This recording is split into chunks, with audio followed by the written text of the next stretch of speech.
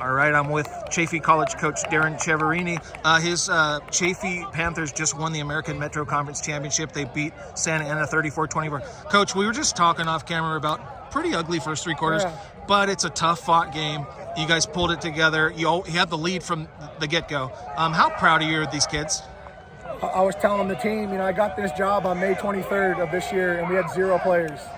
And so for us to recruit for 6 weeks and build a championship team, man, I can't be more proud of this football team, this football staff, and man, what a game. It wasn't the prettiest game, but when you play good teams, it's not always the prettiest game because they got good players too. So for us to show some resilience and battle back, and we had a bunch of turnovers, which was uncharacteristic of our football team, but they were able to fight over the adversity and make plays when it counted.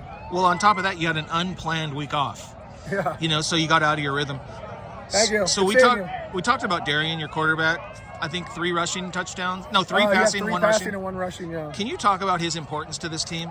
He's gotten better every week, and what I like about Darrin is that when I coach him in practice, he takes to the hard coaching, he listens to what I'm teaching him, and when he does have some adversity, he always fights back, and that's a true testament to his character and his ability.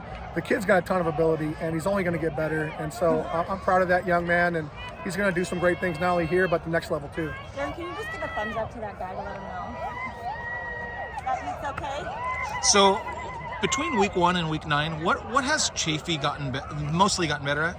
What I love about this team is we're probably 90% all freshmen, which is really unheard of at this level. And they're willing to come to work every week, and we coach them hard as a staff, and they respond. And that's what you want from your football team. You want to see them go through adversity. It's not going to be perfect.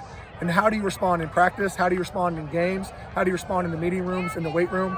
And this team responds, man. I'm really proud of them. So you have another, obviously at Victor Valley, but another possible shot at PCC, right? It sounds like it. Okay. It sounds like the winner of the Pacific will play. Okay. And I think PCC's leading that division right now. So it could be they're a good football program, and Coach Tucker does a good job. So last question, we always talk about Darrin, he's the quarterback. We talk about, star players. Who's somebody maybe in the stat sheet you wouldn't say, oh, wow, but this person really stepped up tonight? I was really proud of the offensive line. They don't get a lot of credit in the papers, but, Santa Ana had the Defensive Player of the Year from last year in this conference. And I thought our O-line did a really good job on them, double teaming them and moving piles and creating space for Cortez. But the other guy is Jeremiah Back. Jeremiah Back is a talented tight end who you're going to talk to here in a minute. And, made plays in the passing game, but doesn't get a lot of credit for how good of a blocker he is. Great blocker. And he's gonna do some big things here and then the next level as well.